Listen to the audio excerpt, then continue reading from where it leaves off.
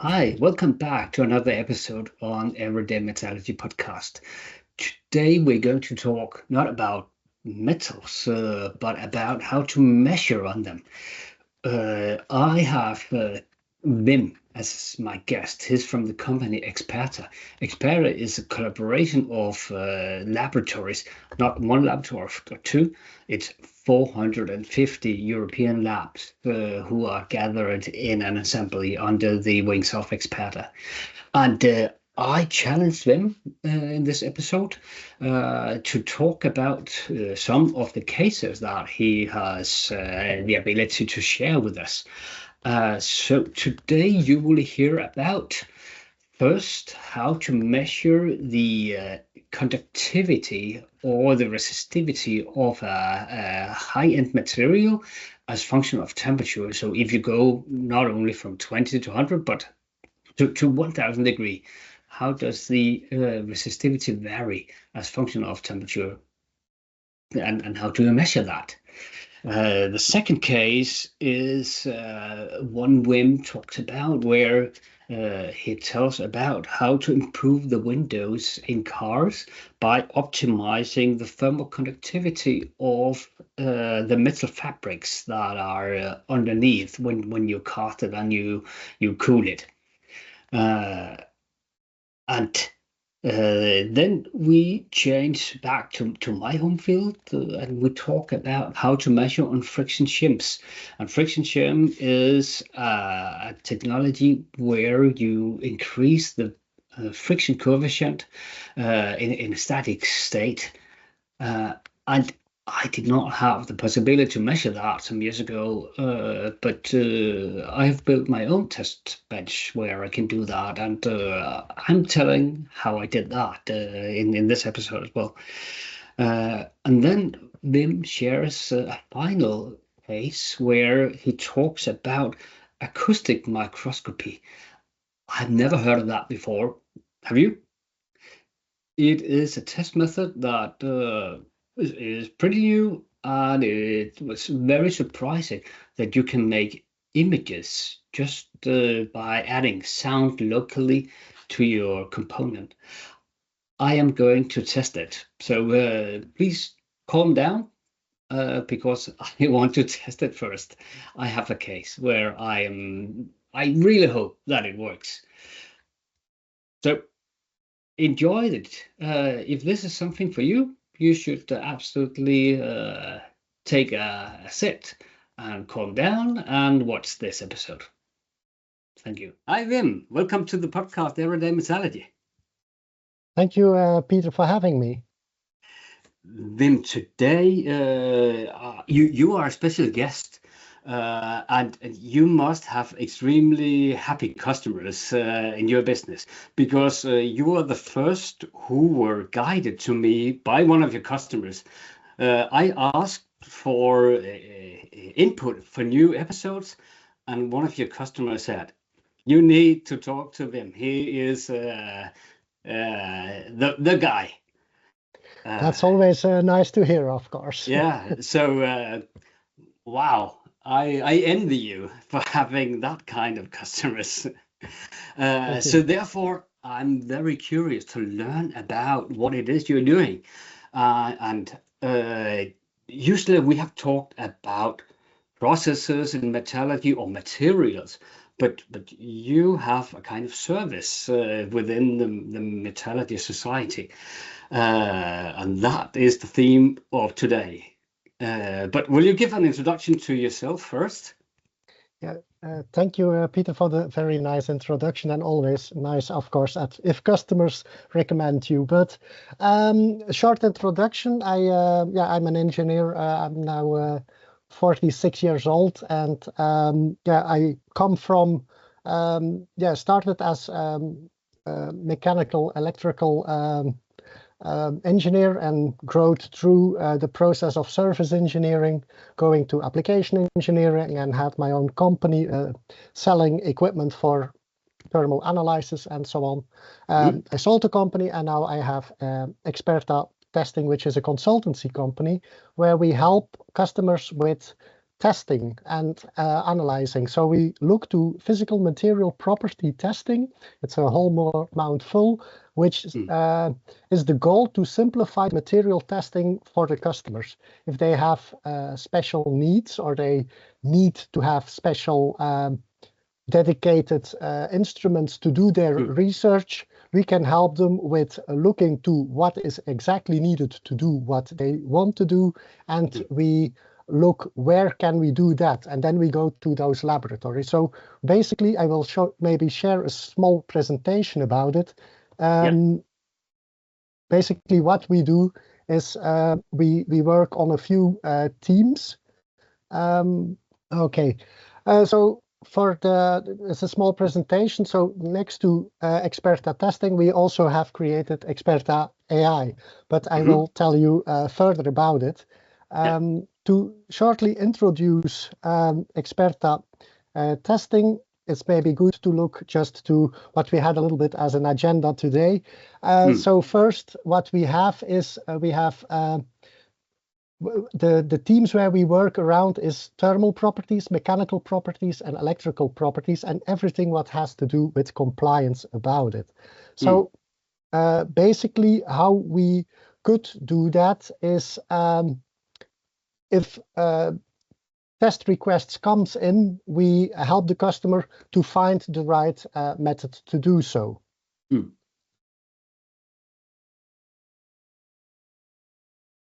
Yeah, I would like to do this because we prepared a little before this recording, and I sent you this question about molybdenum disilicide. We are on our daily business working on developing very high temperature materials. And molybdenum disilicide is a material that can be used as thermal elements up to, some say 1700, but I'm interested in this interval of up to 1400. What I've also seen in literature is that these materials, they vary a lot in resistivity, in the electrical resistivity as function of temperature. So the strategy to control a thermal element in molybdenum disilicide is extremely different compared to a standard heating element. So therefore, I need to know what is the resistivity as the temperature goes up in order for me to make the right control algorithms. It's not just to look into a database, because the materials we are making, we are producing these materials with a new process we have developed at Syntax, where I work, where we metal powder extrude it and followed by a sintering. And therefore, the microstructure and the density is different compared to what you normally see in molybdenum disilicide. So I cannot find this data in any data sheet. I need somebody to help me measuring it. Okay. Yeah. Well, this was a little bit a misunderstanding what's your real question, but I will answer it anyway. So first, if we should have such a question, the first thing what I would ask to do is go to our website and fill in the complete form. So we have all the information about what I called the smart parameters of a request, which will say something about the sample, something about the method, something about the application involved, something about the result expectations, and something about the timing. If we have all this information, we can ask to our network for having quotations, and we will get back to you as soon as possible on that. To answer a little bit your question, first of all, I thought it would be about thermal resistivity, but for electrical resistivity, the change on that is basically by measuring a 2 or a 4-point measurement on resistivity, and then put it in a furnace and measure at isothermal points, minimum 5 isothermal points, and so you can calculate the resistivity over temperature curve. If you have those isothermal measurements, you can extrapolate it to a curve, and those kinds of predictions you can do over the whole range. If you want to have it for a complete range from 20 to 1400 degrees, of course, with 5 points, it will be a very large intermediate point. So a lot of thermal analysis on it would be beneficial to support you as well, so we can see if there are structural changes into the material, so we can see what have those effects to choose those intermediate points as good as possible, so we see all effects upcoming on that. Yeah. So would you be able to take in a sample or a handful of samples and measure that, or do you have it on your own, or will you ship it to somebody else? We don't have a laboratory ourselves. The only investment I have is a laptop. So what I have is a wide network of 450 laboratories in Europe. And based on that, we have a very large laboratory at our disposal. So what we always do is look to the application, look to the specific question of the customer, and find the best method to measure. And then we go to this laboratory to exact measure as we would like to have it. And then we can answer the customer's question. Yeah. How did you come up with this idea of building Experta and collecting these 400 plus labs?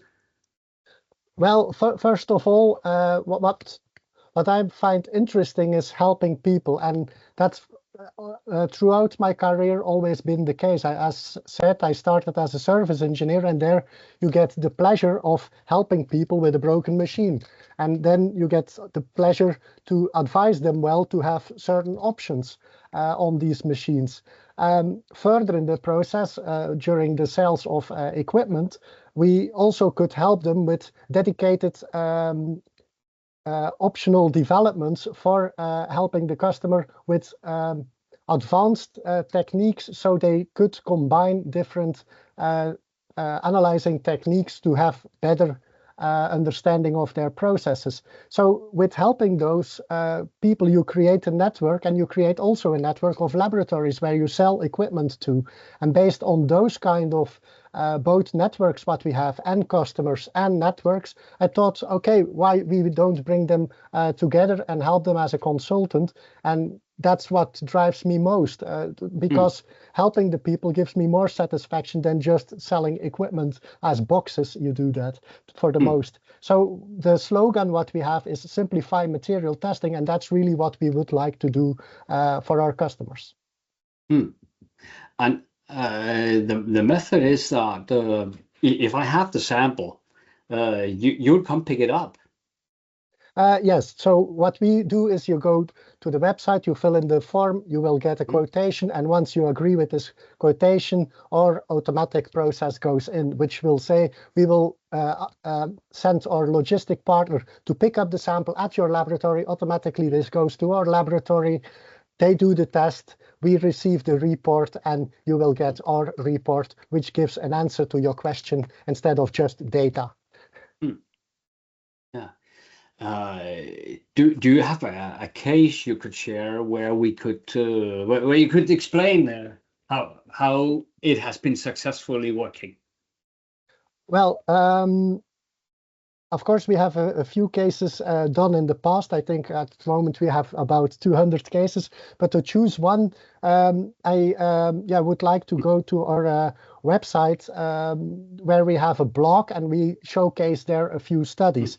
One of the cases where we are really proud of is helping a steel company who makes fabric from steel to help the glass of automotive industry to being produced.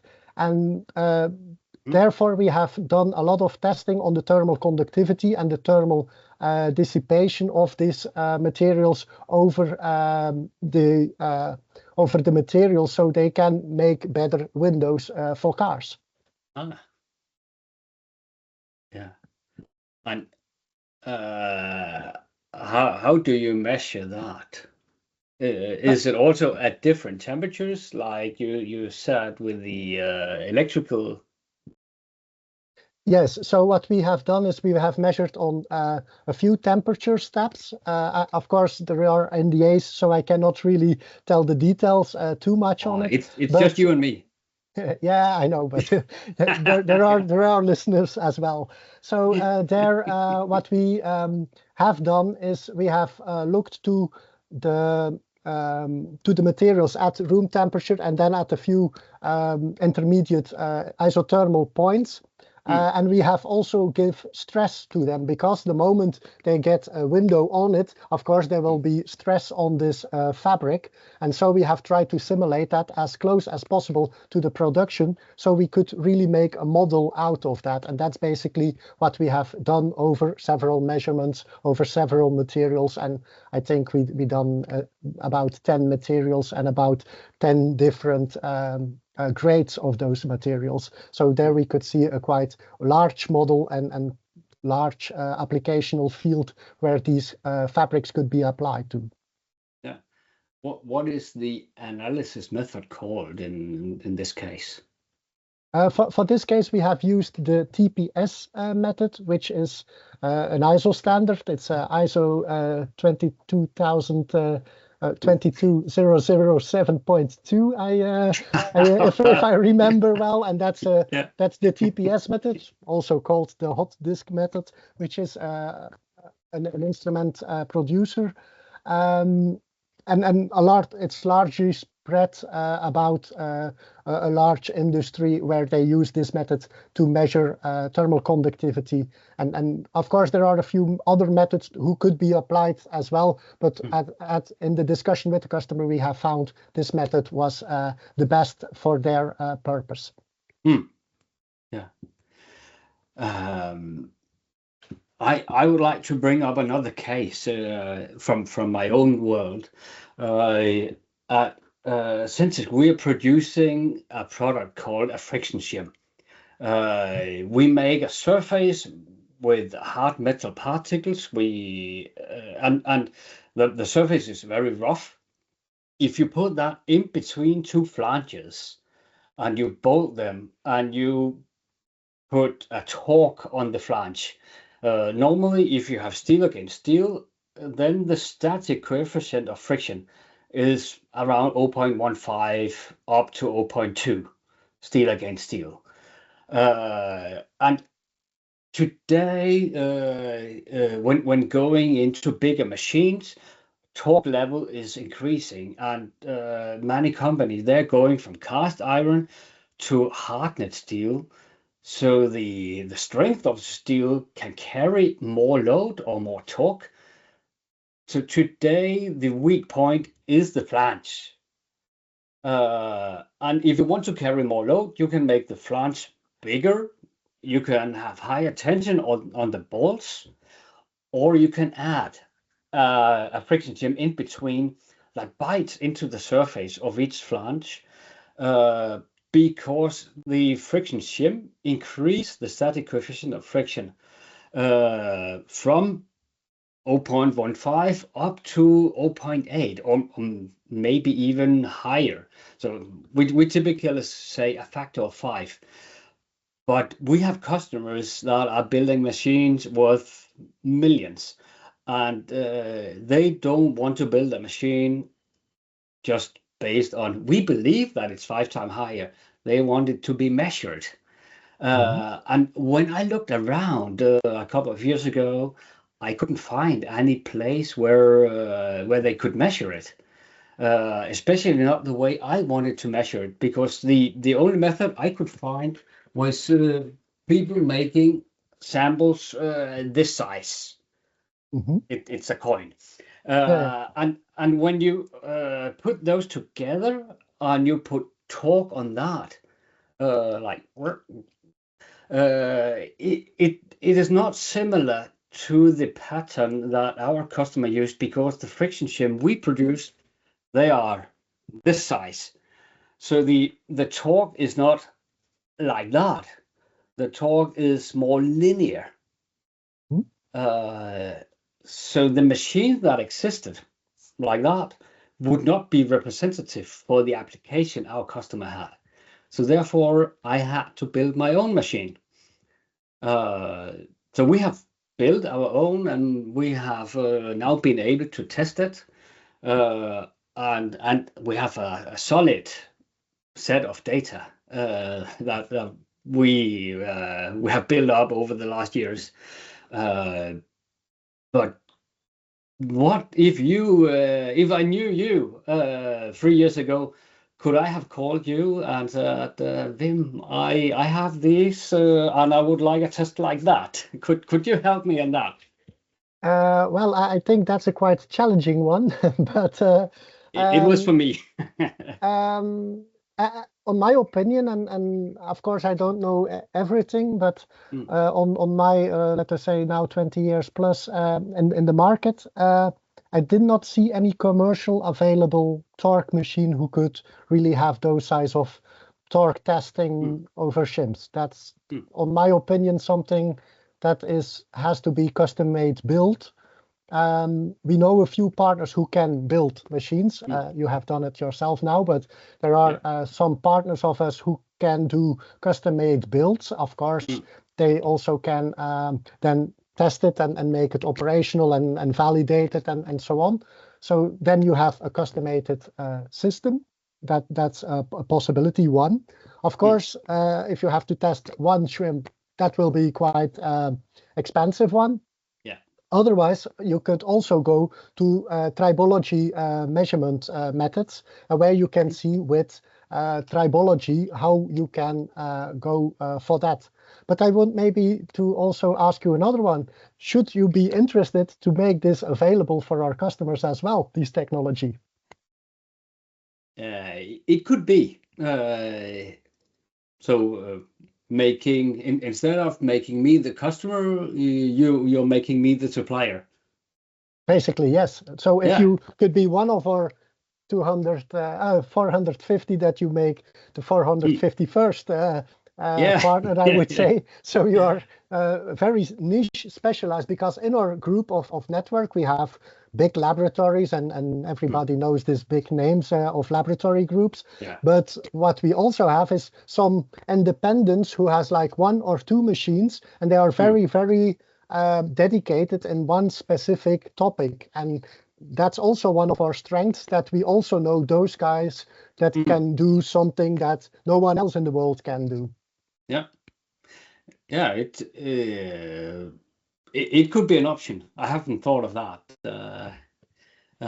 But absolutely an interesting thought because it could expand our contact to potential customers. So absolutely an interesting way of creating new business.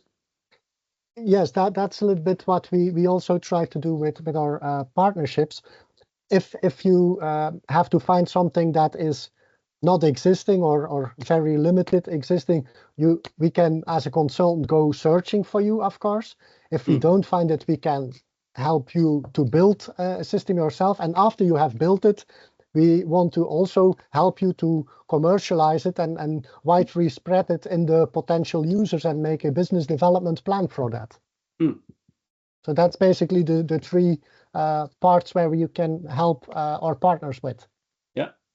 Mm, yeah.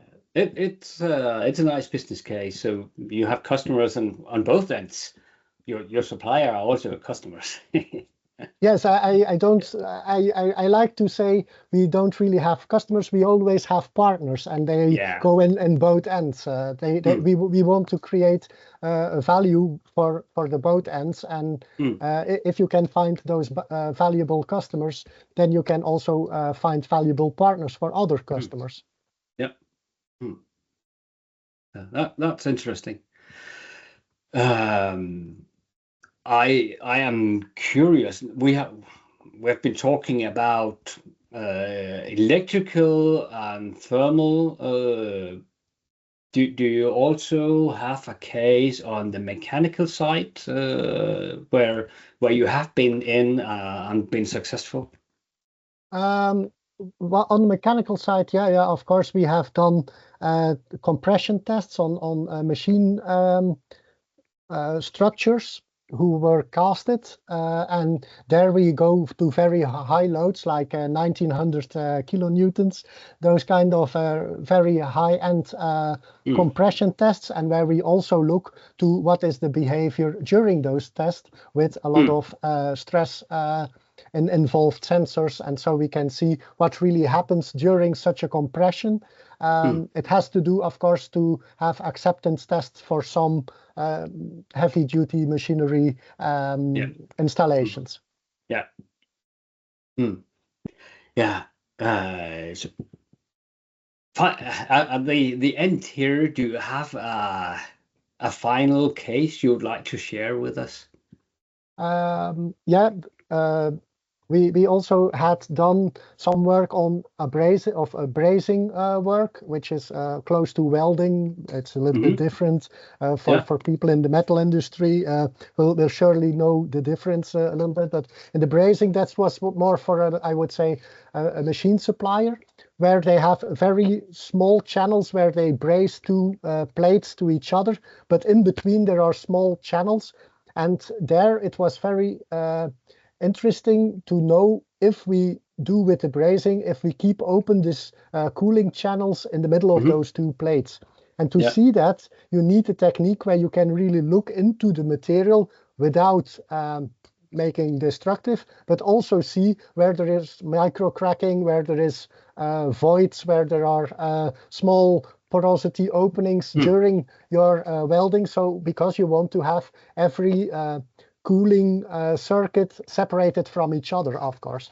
So there we have looked with SAM, which is a technique also called CSAM, where you look with scanning acoustic microscopy, where you look with acoustic waves to those kind of fields, and the reflection you get from those waves gives you an indication where there is material, where there is no material. And so you can make an image from that, and this contrast image gives you a really validated purpose of where your welding has worked, or where your joining has worked as it should. Yeah. How deep can you look into the surface of a metal with this technology? Well, it goes to a few millimeters. That much? So it's yes. So it's quite challenging. Yes. Yeah, it sounds very interesting. We are using acoustics. We call it a Pling-test. When we make parts in powder metal, often arrows can be sliding inside the material. So there is a crack, but you cannot see it. And then when we take a part and we let it fall onto an anvil, it will say pling when it falls. But if there is a micro crack inside it, it doesn't say pling, it says plong. Okay, it's a little bit like you have pulse excitation testing, where you have a small hammer where you tick on it, and you listen to the vibration sound through the material. Yeah. So the standing waves in the material is based on the geometry. And if the geometry is broken with micro cracks or porosities, then they will have another frequency. And then we have a microphone listening to it, saying, oh, it had another vibration that it should have. So therefore, it's an error.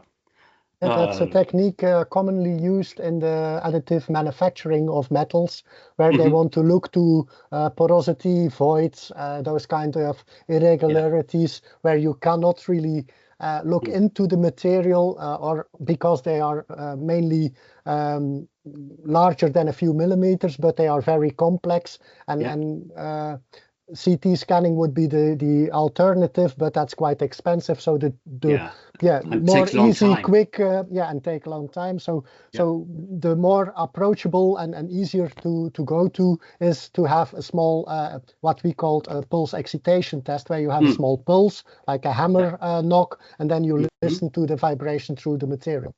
Yeah, exactly. That's interesting. Yeah, but this one I've never heard of before.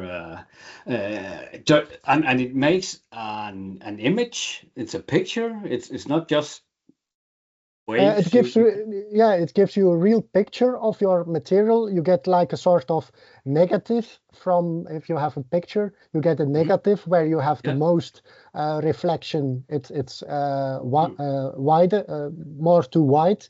If it is a Mm. hole or there is a channel where, in our case, you will Mm. see a black part, and based on that, you can of course coloring it with Mm. surface area or porosity area Mm. reflections, so you can give it a sort of gradation in colors, but mostly you have a white or yeah, gray scale Mm. looking into it, and there you can really see like a little bit like you have an X-ray but with an acoustic wave. Yeah. What frequencies in the sound spectrum are you using here? Is it one frequency or is it the entire spectrum? Well, depending on the application, you can change a little bit in the machine the frequencies. For this application, I could not really know. I should really look into the report with what has been used. Mm. But they can use a wide scale because the depth, of course, the type of material, it's all Mm. gives differences in which frequency you should use, of course, to Yeah. give good reflection, and you want to have resolution and you want to have compare that with depth. So Mm. that's always a trade-off, of course. Yeah. So is it, are you looking for, I think it's called eigenfrequencies in the material? Is that what you are looking for? Uh, that I cannot answer. I don't know if this is Mm. really what you're looking for. What we see is we get a contrast picture of it, and Mm. you really look where there are irregularities Mm. against I would say a reference part. And if you see Mm. differences, then you can say, okay, here we have differences. What could be the cause of that? And there you can have a deeper look. What could be the cause of it? And if it is something that is functional, or it is still something that you have to yeah, take it aside for Mm. quality reasons. Yeah. Um, Then, if people want to learn more about what you are capable of, where can they find that information? Well, they basically can always go to our website, see to our blog, and on our blog there is a page what called overview of capacities. And there you can have Mm. an overview of our capacities, but I have to say we can do everything in all materials what Mm. has to do with physical material testing. So Mm. in our overview, we have only a very limited part, but if it has to do with thermal, mechanical, electrical effects, or everything what has to do with compliance related to those kind of effects, I'm sure we can help them and test that in the best way. Yeah. Uh, all your partners are they certificated laboratories, or is it also non-certificated testing? Well, as I said, we have a very broad range of partners. We Mm. have the large laboratories who are accredited for Mm. some parts, who sometimes are accredited for other parts as well. But we have also smaller laboratories who are very dedicated to one or two techniques. Most of the time they are not accredited, but they can do very nice work as well. The most of our customers are in the, I would say, early phase of the research, so which will say that accreditation is a little bit further away from them. Mm. But of course, if it needed to be accredited, we have for all techniques also partners where they have accreditations for. So Okay. that's also something that you have to fill in on your test request if you go to our website and fill in the Mm. total test request. That's one of the questions we always want to know, of course, Mm. up front. Next to that, we work also with a lot of consultants where they can help us with in-depth specialties to advise us what test would be the best suitable for your typical case, and accreditation and certainly compliance on that. There are also a few of them who are specialized in compliant regulation advice on that. So we can really give the complete package by combining all our expertise together. Wonderful. Thank you very much. Do you have more you'd like to share, or?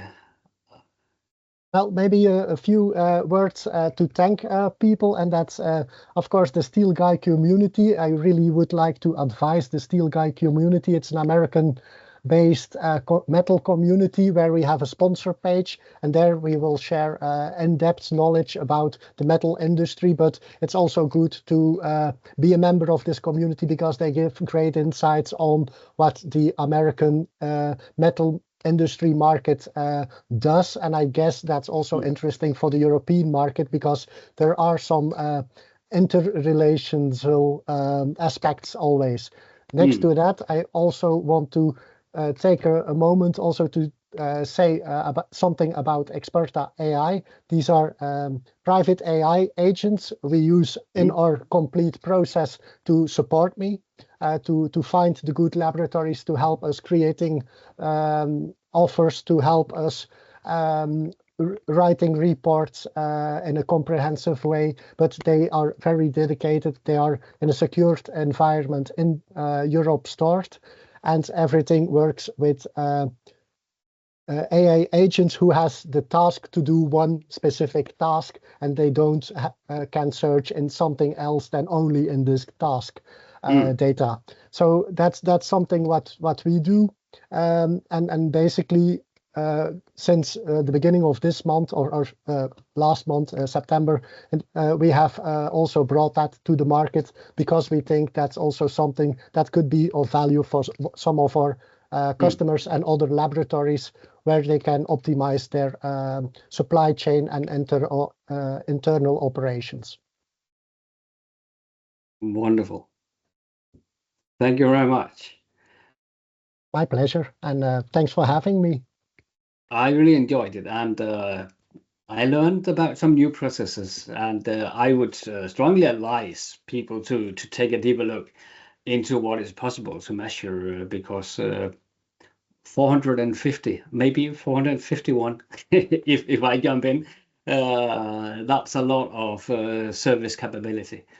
Thank you, Wim, for sharing.